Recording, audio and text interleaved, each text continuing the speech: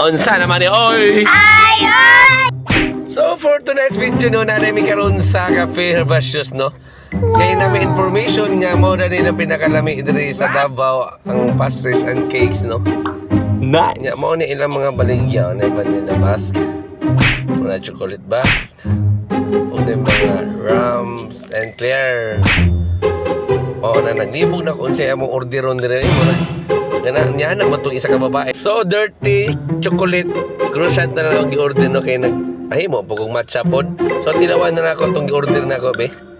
Unsay ba istorya ni mo then when dirty chocolate. Pagyan na be. Oy.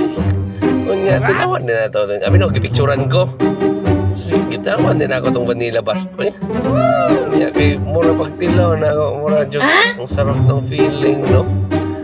Unya tilawan na to kapiwala din nakatulog sa naman oy ay oy.